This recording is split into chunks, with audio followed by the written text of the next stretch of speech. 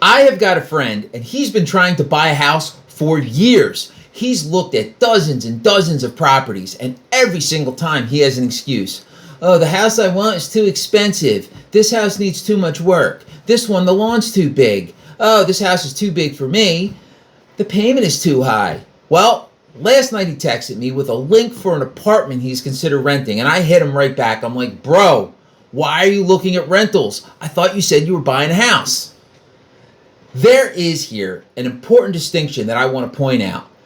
You look at my friend, and he has not purchased a property because he cannot find the perfect property that checks all of his boxes, right? Compare that to me and the path that I took, right? 99% of the time, it's better to own real estate than it is to rent real estate. And because of that, I wasn't looking for the perfect house. I was looking for a house where I was willing to live there, a house where I could afford the payment, and a property that would most likely go up in value. There's a big difference in the mindset. I wasn't chasing the perfect property, and I was able to pull the trigger.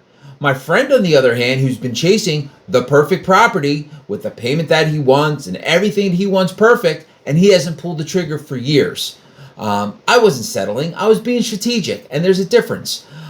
People who are always out there looking for the perfect property probably end up not buying one, or if they finally do buy it, right, they've lost out on the biggest advantage of real estate, which is all the advantages of wealth that come up with owning real estate over time. So I'm going to tell you a little bit about my story and how I did it. Back in '02, I decided to move back into the area, and I wasn't exactly sure what I wanted to do. So I'm like, okay, maybe I should just rent an apartment. I'm not exactly sure what I want to do here. And then it hit me. I'm like, no, this is dumb. I got to buy a house. So what did I do, right? At the time, I was a lot less seasoned as I am now, obviously. It was a long time ago, and I did what anybody does. I went out and I found a realtor. And I'm like, bro, send me the cheapest properties in this town. And he's sending them over to me. And what did I do? I ended up purchasing a house in April of '02 for $120,000.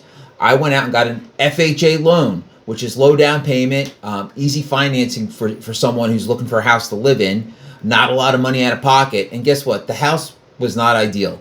The kitchen was dated, the bathrooms were dated, and it wasn't in the greatest school district. But you know what? I was more than happy to live there, and the big kicker was it had a garage. I really wanted a garage for my vehicle. So for me, a single guy, it was great.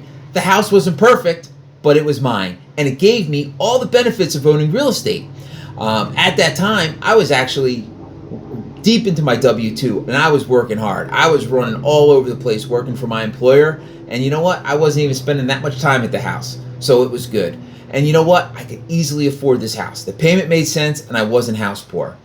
My friend, right, that I was talking about earlier, he is not willing to look at properties within his price range. He's so concerned about having the particular property that's perfect for him and unwilling to compromise for years now, right, that what he could have bought 5 years ago would be an absolute screaming deal in today's market. But no, he had to wait for the perfect property, and he's spent 5 years now of wealth that he is not building because he hasn't owned that real estate. And unfortunately, he's still in a situation that he's making his landlord rich, right? And that's a script that you definitely need to flip. You need to be the one having the tenants pay you rather than you paying the landlord. So that being said, back to this house. Here's what happened, right? I lived there for like 3 years.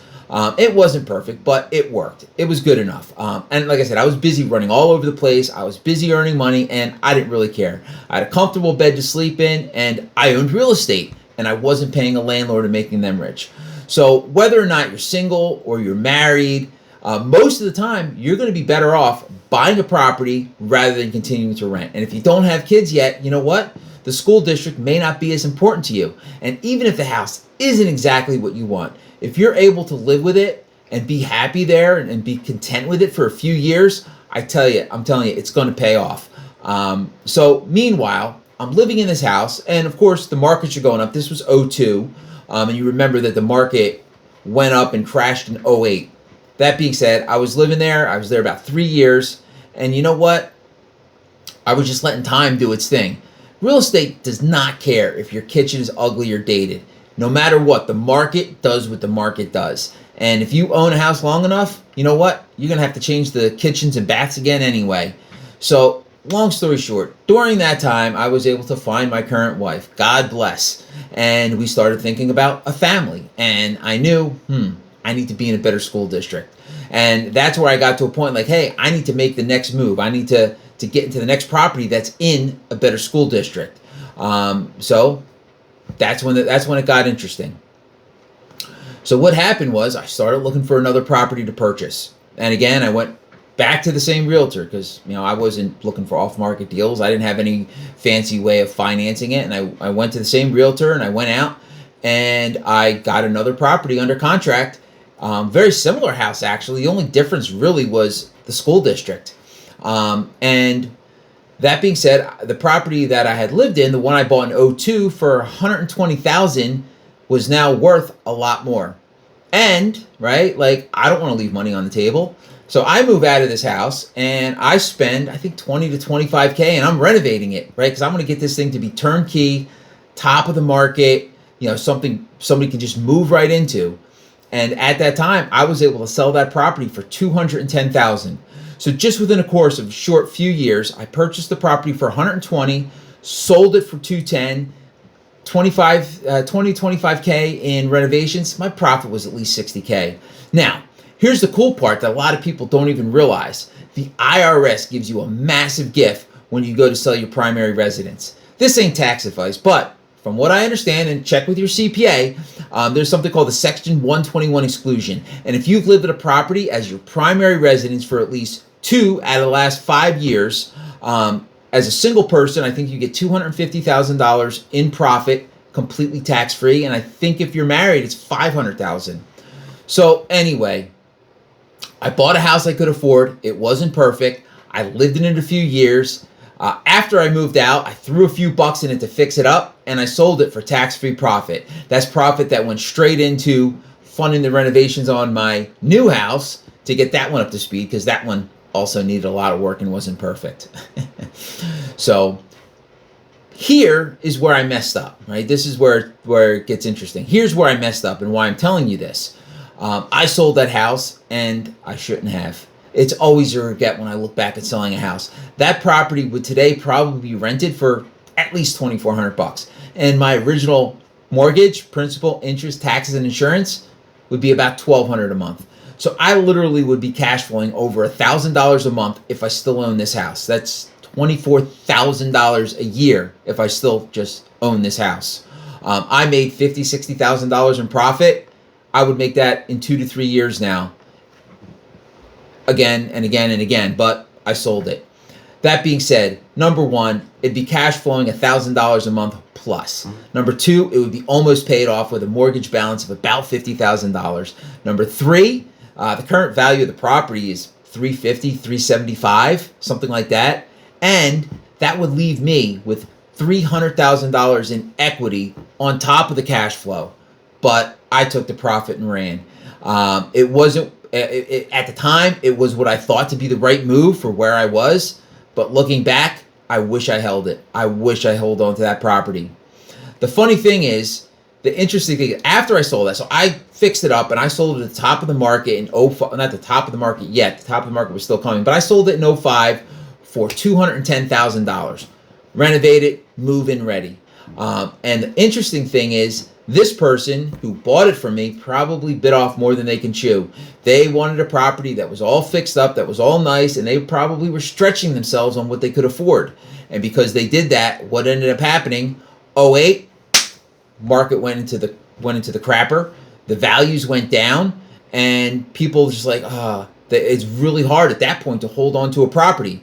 So they got behind on their mortgage. They couldn't continue to make payments, and it actually ended up going to auction in 2012 and selling for $88,000, less than what I bought it for in '02. So the moral of the story is, even if the market does take a hit, it is so important that you hold on to your properties and you ride through that.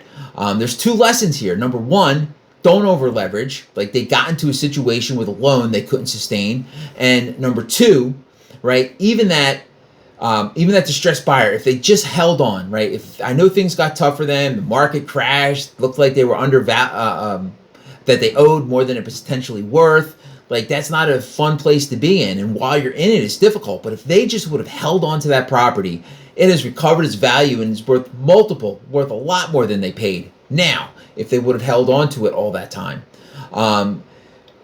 It almost feels like time heals everything in real estate. Maybe not everything, but time heals most things in real estate. I mean, yeah, sure, there's areas that just population decline and the values just like nobody wants the real estate. It happens.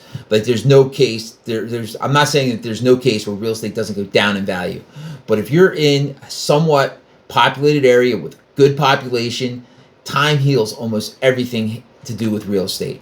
The people who got crushed in '08 when the market tanked, they did, if they were able to hold on to that property, they eventually won, right? If they still own those properties today, the values have worked themselves out, right? The rents have gone up, the values have gone up, and they have quite an asset on their hands today if they would have been able to hold it.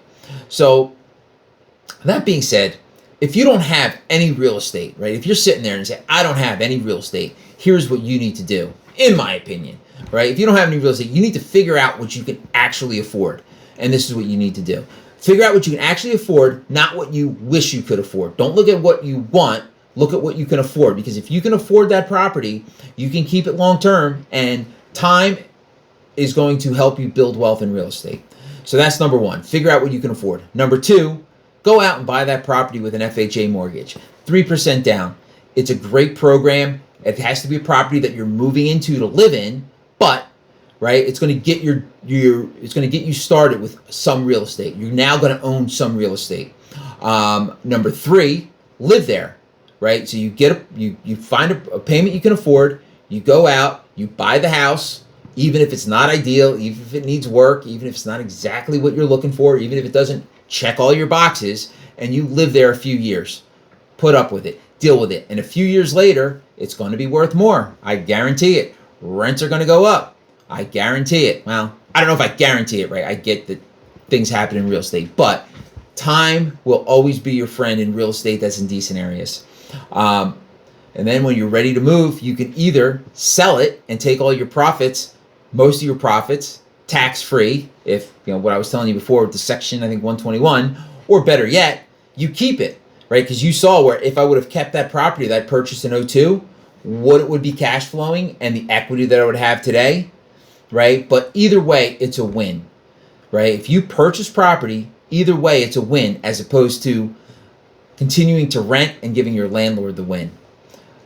So it's not about finding the perfect house. It's about owning real estate. If you're not in a position to buy your dream house today, that's fine. That's okay. Buy something you can afford where you're willing to live, and before you know it, just trade up like the game of Monopoly.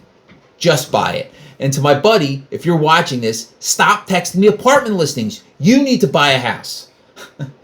Well, I appreciate you guys hanging out with me. It's been almost 13, 14 minutes, and you guys are still holding strong, and I appreciate that.